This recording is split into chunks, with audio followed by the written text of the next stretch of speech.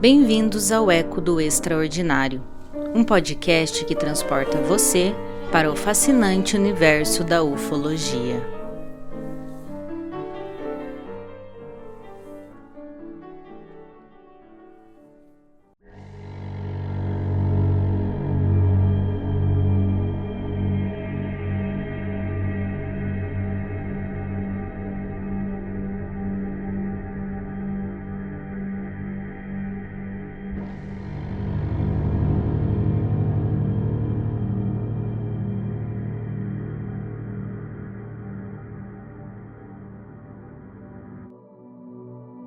No litoral norte de São Paulo, em uma época em que o mundo olhava para o céu tentando descobrir os limites da tecnologia humana, um acontecimento incomum daria origem a um dos maiores mistérios da ufologia brasileira. Era setembro de 1957. O mar de Ubatuba, São Paulo, seguia seu movimento constante quando, segundo um relato publicado na imprensa, um objeto metálico teria cruzado o céu em alta velocidade. A testemunha descreveu uma cena incomum: um corpo brilhante, prateado, realizando uma mudança repentina de trajetória antes de desaparecer em uma explosão luminosa. O céu teria se iluminado. Fragmentos teriam caído sobre a região. Mas, diferente de muitos relatos de objetos voadores não identificados daquele período, aquele caso carregava um elemento que mudaria completamente sua história. Havia algo físico, pequenos fragmentos metálicos. Durante décadas, cientistas, militares, jornalistas e pesquisadores tentariam responder uma pergunta que permanece sem uma conclusão definitiva. Aquilo que caiu em Ubatuba era apenas um material terrestre desconhecido ou parte de algo que desafiava o conhecimento tecnológico da época?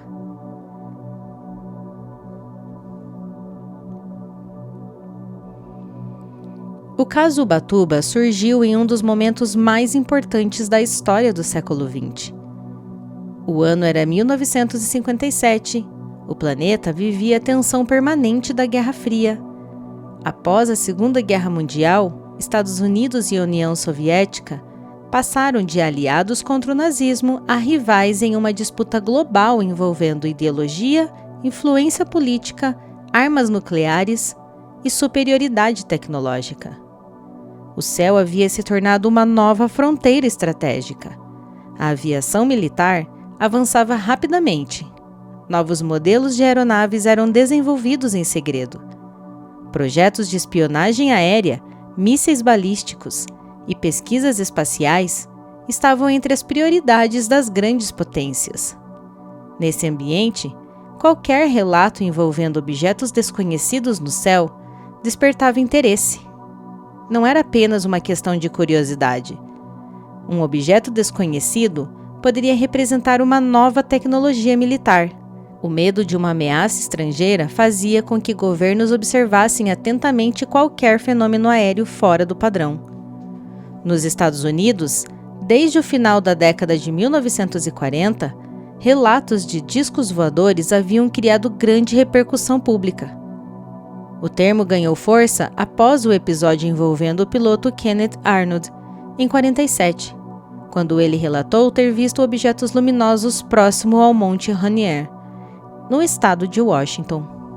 Pouco tempo depois, o caso Roswell também chamaria a atenção mundial, embora sua interpretação permanecesse controversa. No Brasil, a discussão sobre objetos voadores não identificados começava a ganhar espaço. Jornais, revistas, publicavam relatos de avistamentos. Pesquisadores civis começavam a reunir depoimentos.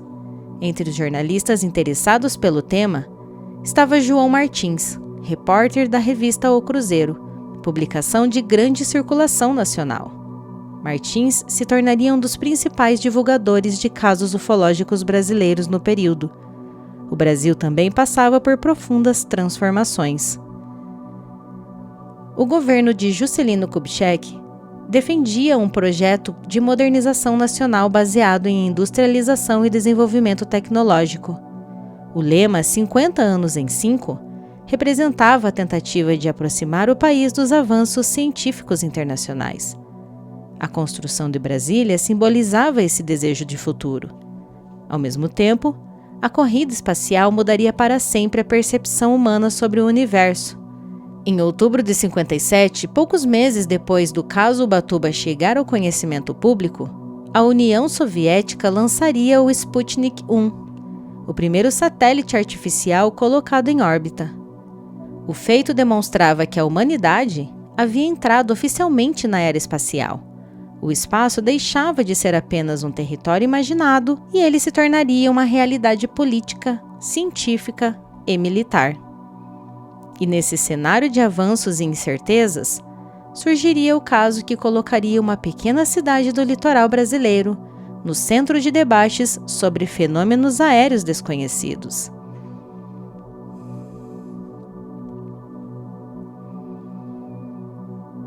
Diferentemente de muitos casos ufológicos famosos, o caso Ubatuba não começou com uma investigação militar, uma fotografia ou uma operação oficial. Ela começou com uma carta.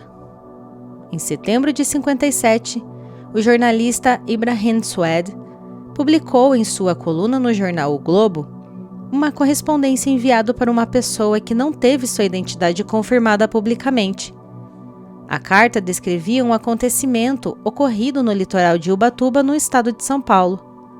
O remetente afirmava ter presenciado, junto com outras pessoas, a passagem de um objeto metálico sobre o mar. Segundo o relato publicado, o objeto teria aparência prateada e estaria se deslocando em grande velocidade. Em determinado momento, ele teria feito uma curva considerada incomum e logo depois teria explodido no céu. O relato dizia que a explosão não teria sido semelhante a uma queda comum, mas sim a uma dispersão de fragmentos brilhantes. Parte do material teria caído no oceano, outra parte teria atingido a região da praia. A carta chamava a atenção por um detalhe específico. O autor dizia ter recolhido fragmentos do objeto. Essa característica diferenciava o episódio de muitos relatos da época. Normalmente, observações de objetos desconhecidos dependiam apenas da memória das testemunhas. No caso Ubatuba, existia a alegação de uma evidência física, os fragmentos. Após a publicação, o material despertou o interesse de pesquisadores ligados ao estudo de fenômenos aéreos não identificados. João Martins, da revista O Cruzeiro, passou a investigar o episódio. A partir daí, o caso deixaria de ser apenas uma notícia curiosa e entraria para a história da ufologia brasileira.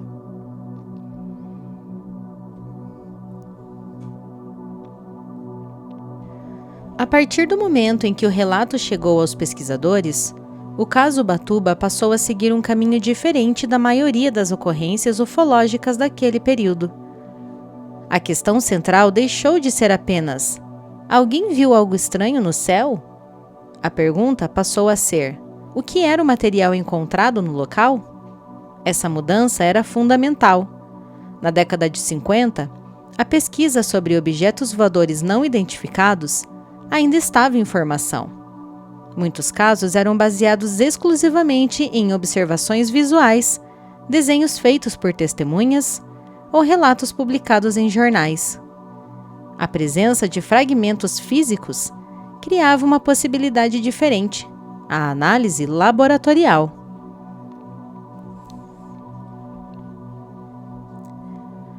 O material associado ao caso teria sido encaminhado para exames químicos e metalúrgicos. Um dos nomes frequentemente relacionado às análises foi o do químico Luiz Martins da Cruz, ligado ao Instituto de Pesquisas e Ensaios Aeronáuticos, órgão vinculado ao então Ministério da Aeronáutica. As análises divulgadas por pesquisadores envolvidos indicavam que os fragmentos eram compostos principalmente por magnésio. O resultado chamou a atenção porque algumas amostras apresentavam alto grau de pureza. Na época, o magnésio era um metal de interesse estratégico. Por ser leve e possuir propriedades úteis para aplicações industriais e aeronáuticas, ele era estudado em diferentes áreas, especialmente na indústria aeroespacial. Entretanto, a interpretação desses resultados gerou debates. Pesquisadores ligados à ufologia consideraram que aquele material poderia representar uma evidência de origem não convencional. A lógica representada por alguns deles era simples. Se o material apresentava características incomuns para os padrões conhecidos na época, poderiam estar relacionados a uma tecnologia desconhecida. Mas especialistas mais cautelosos apontavam outro caminho. A composição química de um material por si só não determina sua origem. Um metal raro, incomum ou pouco estudado não significa necessariamente que seja extraterrestre. Para uma conclusão científica, seria necessário conhecer toda a história da amostra. Onde foi encontrada, quem recolheu, como foi armazenada, quem teve acesso ao material antes da análise. Essas perguntas permanecem como um dos maiores desafios do caso Ubatuba.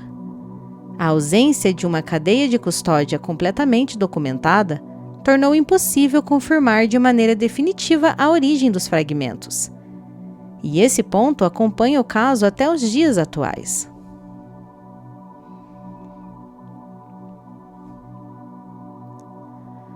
Uma das características mais marcantes do caso Ubatuba é que ele nunca desapareceu completamente. Ao longo dos anos, pesquisadores continuaram tentando compreender a origem do material. Na década de 1960, o caso ganhou atenção internacional através da organização norte-americana APRO. A APRO foi fundada por Coral Lorenzen e Jean Lorenzen e tornou-se uma das organizações civis mais conhecidas dedicadas ao estudo dos fenômenos aéreos não identificados. Coral Lorenzen recebeu informações sobre o caso brasileiro e ajudou a divulgar o episódio entre pesquisadores estrangeiros. A partir dessa divulgação, Ubatuba passou a ser citado em publicações ufológicas fora do Brasil. O interesse internacional aumentou porque poucos casos apresentavam supostos vestígios materiais. A maioria dos relatos de OVNIs dependia de observações.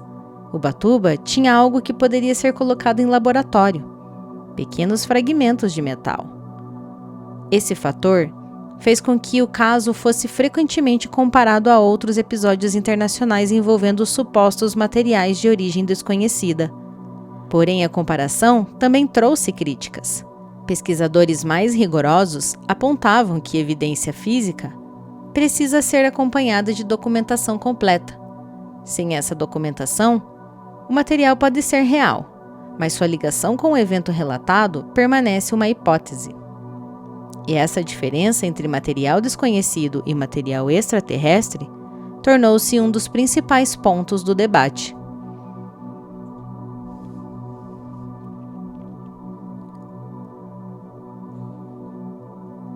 O caso Ubatuba envolveu jornalistas, pesquisadores civis e especialistas interessados em compreender o fenômeno. O primeiro nome importante é Ibrahim Sued. Conhecido por sua coluna social e jornalística, Sued foi responsável por tornar público o relato inicial. Sua publicação transformou uma história local em uma investigação nacional. Outro personagem fundamental foi João Martins. Como jornalista da revista O Cruzeiro, Martins dedicou espaço significativo a relatos de objetos voadores não identificados. Naquele período, O Cruzeiro era uma das revistas mais influentes do país. Suas reportagens alcançavam milhões de leitores.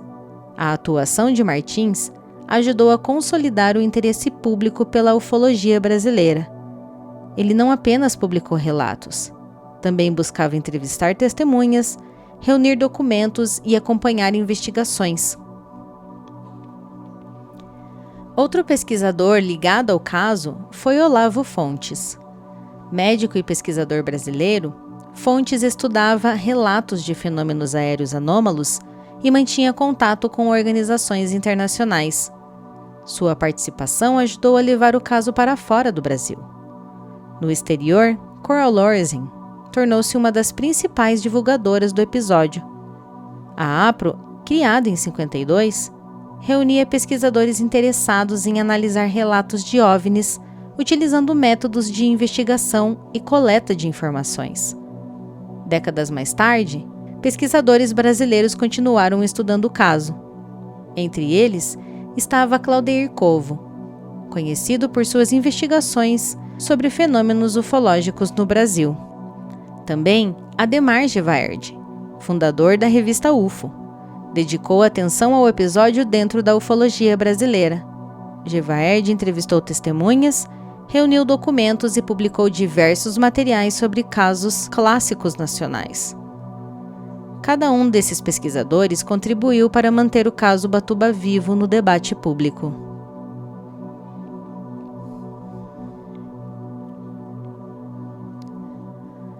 Para compreender a importância do caso Ubatuba, é necessário observar o cenário da ufologia brasileira da época. A década de 50 foi marcada por uma crescente onda de relatos sobre objetos desconhecidos. No Brasil, jornais publicavam frequentemente histórias sobre luzes no céu, objetos metálicos e encontros considerados inexplicáveis. Um dos casos mais conhecidos daquele período foi o chamado Caso da Ilha da Trindade, ocorrido em 58. Na ocasião, o fotógrafo Almiro Baraúna afirmou ter registrado imagens de um objeto próximo à ilha durante uma expedição da Marinha Brasileira. As fotografias ficaram famosas e geraram debates durante décadas. Embora sejam episódios diferentes, Ubatuba e Trindade permanecem ao mesmo período histórico. Ambos surgiram quando a sociedade mundial estava fascinada pela possibilidade de novas tecnologias aéreas e pela exploração espacial. Também existia a preocupação militar. Durante a Guerra Fria, qualquer objeto desconhecido no céu poderia ser interpretado como possível tecnologia estrangeira.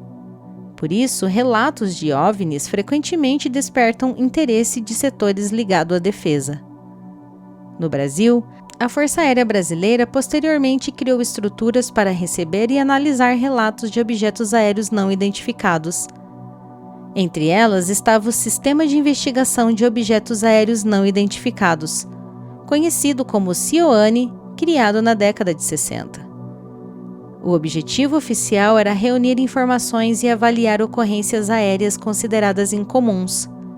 O surgimento dessas iniciativas demonstra que o fenômeno não era tratado apenas como curiosidade popular. Havia também uma dimensão de segurança aérea.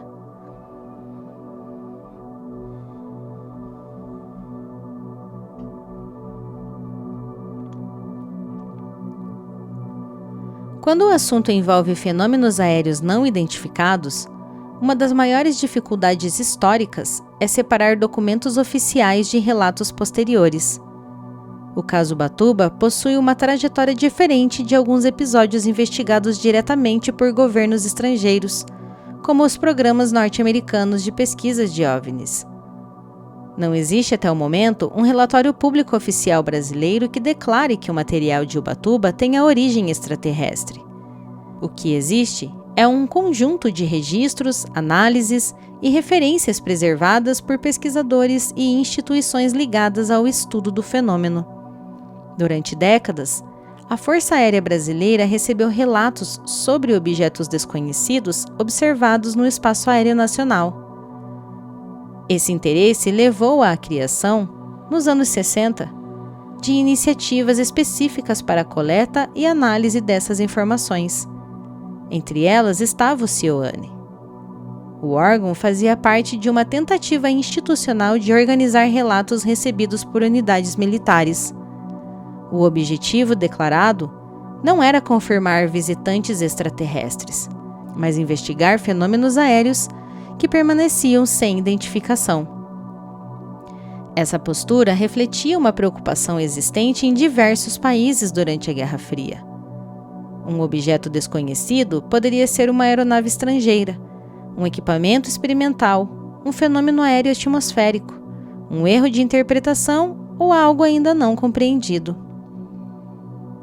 O caso Ubatuba embora tenha acontecido antes da criação formal de algumas dessas estruturas, passou a ser lembrado dentro do contexto maior de interesse militar pelos céus.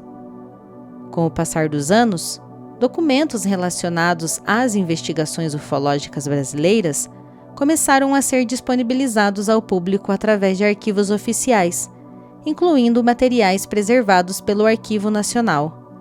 Esses documentos demonstram que o governo brasileiro recebeu e analisou relatos sobre objetos voadores não identificados. Entretanto, os arquivos disponíveis não apresentam uma conclusão oficial afirmando que os fragmentos de Ubatuba sejam de origem desconhecida ou extraterrestre. Essa ausência de uma conclusão definitiva é justamente uma das características que mantém o caso cercado de debates.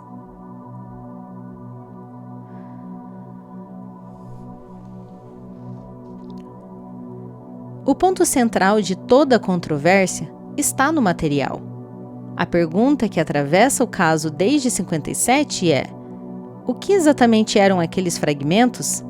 Para alguns pesquisadores ufológicos, as características do metal eram um elemento mais intrigante.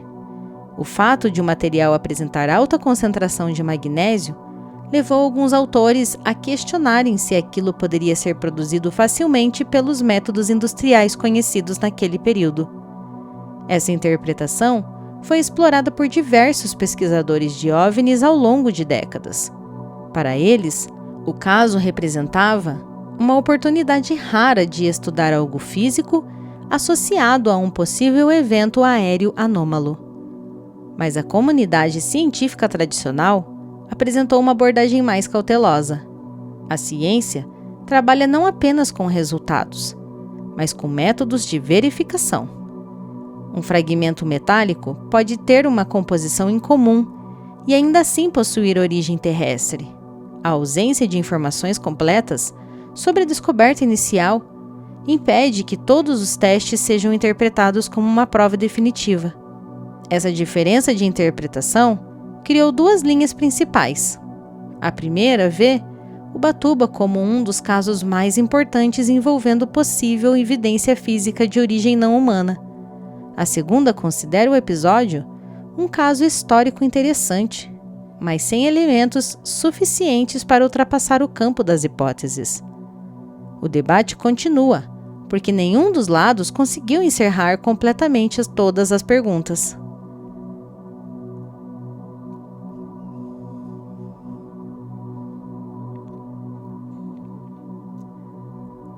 Poucos casos da ufologia brasileira apresentam tantas discussões quanto Ubatuba.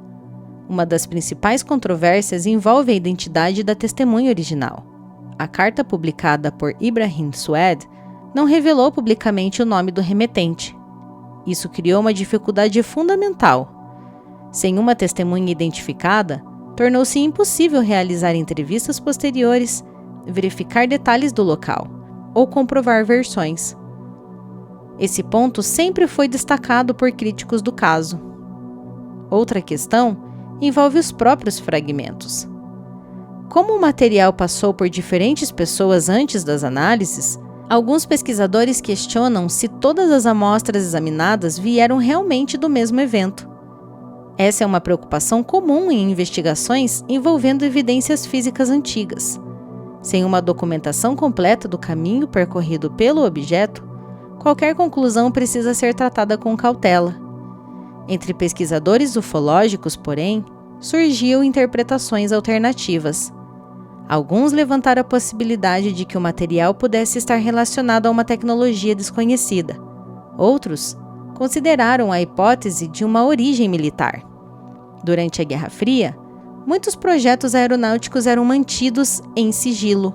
Testes de aeronaves experimentais, materiais especiais e equipamentos de alta tecnologia poderiam gerar relatos incomuns.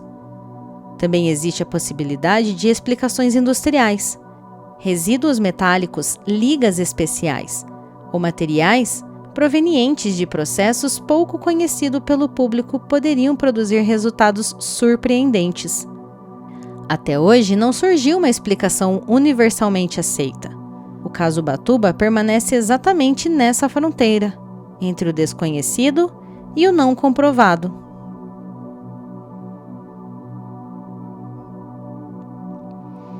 O caso Ubatuba ultrapassou o campo da investigação e tornou-se parte da cultura ufológica brasileira. Ao longo das décadas, o episódio apareceu em livros, revistas especializadas, programas de televisão e documentários sobre objetos voadores não identificados. A ufologia brasileira construiu parte de sua identidade em torno desses casos históricos, como Ubatuba, Trindade e outros relatos investigados por pesquisadores civis e militares. O caso também ajudou a fortalecer uma característica marcante para a cultura UFO: a busca por evidências materiais. Enquanto muitos relatos dependiam apenas de testemunhos, Ubatuba oferecia um elemento concreto: fragmentos, metal, laboratórios e análises. Isso fez com que o episódio fosse frequentemente lembrado em discussões internacionais sobre possíveis vestígios físicos associados a OVNIs. Pesquisadores como Jacques Vallée citaram casos envolvendo materiais associados a fenômenos aéreos anômalos em seus estudos sobre o tema. Na cultura popular, a ideia de objetos desconhecidos deixando rastros físicos tornou-se um dos elementos recorrentes em filmes e séries de ficção científica. Embora produções cinematográficas não sejam baseadas diretamente no caso Ubatuba, a temática de materiais desconhecidos encontrados após eventos aéreos aparece frequentemente em narrativas sobre encontros com tecnologias não humanas. A influência desses casos ajudou a moldar a imagem pública dos OVNIs como algo que poderia ir além de simples observações no céu.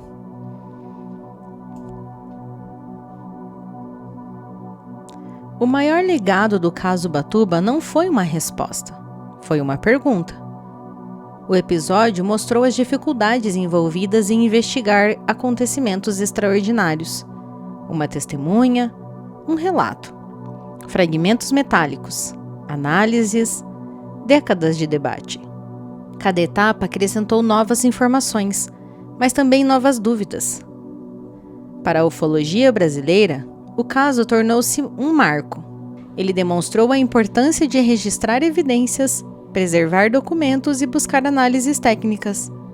Também revelou os limites das investigações quando elementos fundamentais, como origem e rastreamento de uma evidência, permanecem incompletos. O caso continuou sendo revisitado por novas gerações de pesquisadores. Alguns procuraram novas interpretações, outros tentam encontrar explicações convencionais. A história permanece aberta. O caso Ubatuba permanece como um dos episódios mais emblemáticos da história da ufologia brasileira, porque reúne todos os elementos que tornam uma investigação extraordinária tão complexa. Existe um relato, existe um contexto histórico, existe pesquisadores envolvidos e existe análises laboratoriais. E existe uma pergunta que nunca recebeu uma resposta definitiva. Em 1957, quando aquela carta chegou à imprensa, o mundo estava olhando para os céus como nunca antes. A humanidade acabava de entrar na era espacial. Satélites começavam a orbitar a Terra. Novas tecnologias surgiam em ritmo acelerado. A aviação atravessava uma transformação profunda. Naquele cenário, a possibilidade de algo desconhecido cruzar os céus parecia, para muitas pessoas, uma hipótese plausível. O caso Ubatuba nasceu justamente nesse ponto de encontro entre ciência, tecnologia, medo e imaginação. A Guerra Fria havia criado uma atmosfera onde qualquer fenômeno inexplicável poderia ser interpretado como uma ameaça ou como uma descoberta. Para alguns, os fragmentos representavam um possível vestígio de uma tecnologia além do conhecimento humano. Para outros, representava apenas um material cuja origem não foi completamente esclarecida. Mas talvez o aspecto mais importante do caso esteja em uma questão mais ampla. Como investigar algo extraordinário? Como diferenciar um fenômeno desconhecido de algo impossível? Como lidar com evidências incompletas? A história da ciência mostra que muitas descobertas começaram com perguntas. Fenômenos antes considerados estranhos acabaram recebendo explicações naturais quando novas ferramentas surgiram. Mas também mostra que o conhecimento humano avança justamente quando existe disposição para investigar aquilo que ainda não é compreendido. O caso Ubatuba continua sendo estudado não porque exista uma conclusão definitiva, mas porque ele representa um dos grandes desafios das pesquisas sobre fenômenos aéreos não identificados: encontrar o equilíbrio entre curiosidade e rigor, entre a possibilidade e a comprovação, entre o mistério e a evidência. Mais de 6 décadas depois, os fragmentos associados ao caso continuam chegando à mesma pergunta que surgiu em 1957. O que realmente caiu sobre o litoral de São Paulo? Talvez a resposta esteja em algum documento perdido, talvez em uma nova análise científica, talvez em uma explicação simples que ainda não foi encontrada. Ou talvez o caso Ubatuba continue sendo aquilo que sempre foi, um dos grandes enigmas da história da ufologia brasileira.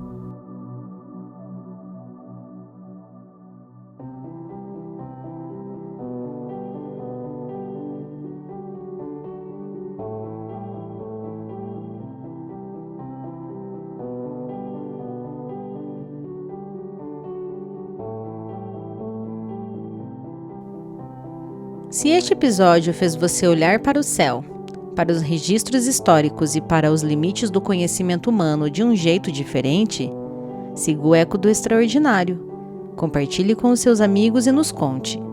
Se um pequeno fragmento encontrado em uma praia fosse capaz de desafiar décadas de pesquisas e análises, você acreditaria que algumas respostas ainda permanecem escondidas, esperando a tecnologia certa para serem reveladas? Siga o Eco do Extraordinário no YouTube, TikTok e Instagram, @Eco do Extraordinário.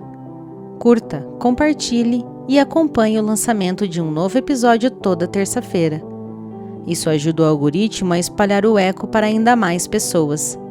Porque talvez o maior legado da ufologia brasileira não seja explicar o que está nos céus, mas reconhecer oficialmente que ainda existem fenômenos para os quais nem mesmo as maiores potências do planeta possuem todas as respostas. Até a próxima!